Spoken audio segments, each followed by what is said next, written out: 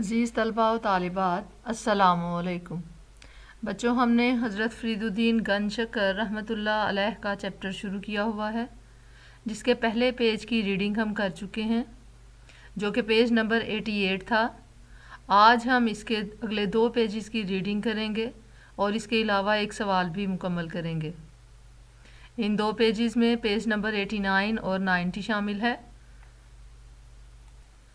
ان pages میں ہم حضرت بابا فرید الدین رحمۃ اللہ علیہ کی عبادت و ریاضت، تبلیغ دین، ان کی تعلیمات اور ان کی وفات کے متعلق پڑھیں گے۔ سب سے پہلے ہے عبادت و ریاضت۔ حضرت بابا فرید رحمۃ اللہ علیہ مہینہ میں صرف 2 بار اپنے مرشد کی خدمت میں حاضری دیتے تھے اور باقی دن ان کے حکم کے مطابق عبادت و ریاضت میں گزارتے تھے۔ آپ رحمۃ اللہ علیہ کی عبادت و ریاضت کے فیوز و برکات دیکھ کر معروف بزرگ حضرت خواجہ معین الدین چشتی اجمیری رحمۃ اللہ علیہ، جو آپ رحمۃ اللہ علیہ کے مرشد بھی ہیں، انہوں نے فرمایا تھا کہ یہ ایک ایسی شمع ہے جس سے خانوادہ درویشاں منور ہو جائے گا، اور آپ رحمۃ اللہ علیہ کے لیے انہوں نے دعا بھی فرمائی تھی۔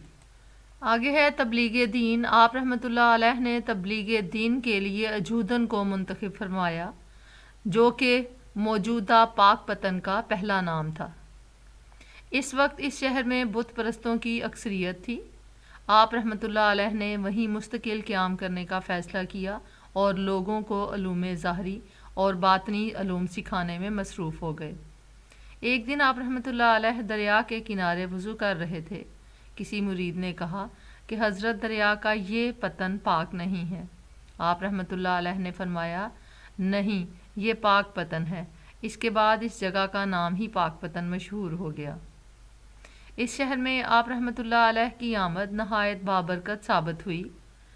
وہاں ایک جوگی نے لوگوں کو توہم پرستی میں مبتلا کر رکھا تھا اور طرح طرح کے جادو کر کے ان کو گمراہ کرتا تھا۔ آپ رحمۃ اللہ علیہ کی تبلیغ سے نہ صرف وہ خود مسلمان ہو گیا، بلکہ دیگر کئی لوگ بھی حلقہ اسلام میں داخل ہو گئے۔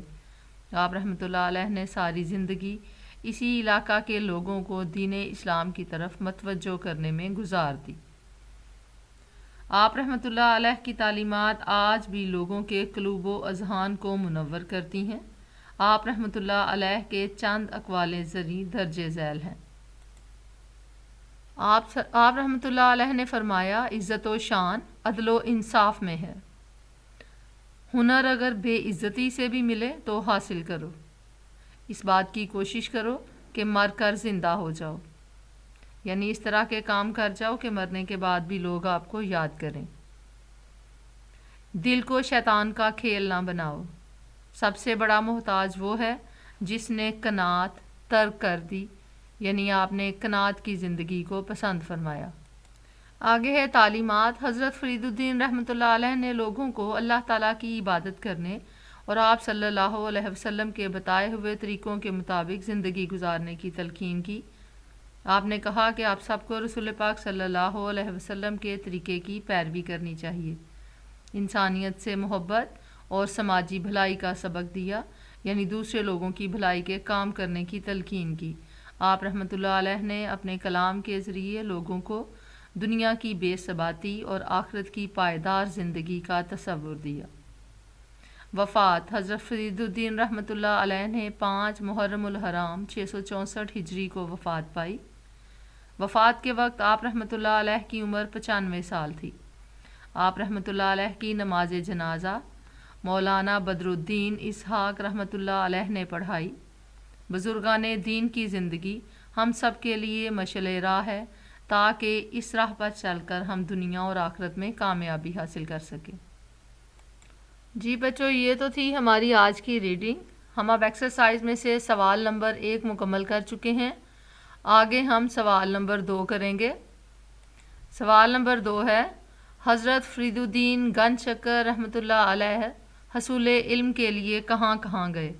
اس کا جواب ہے، حضرت فرید الدین رحمۃ اللہ علیہ حصول علم کے لیے بغداد، بلخ، بخارا، بیت المقدس، مدینہ منورہ اور مکہ مکرمہ بھی گئے۔ آپ رحمۃ اللہ علیہ 3 سال تک حرمین شریفین میں رہے۔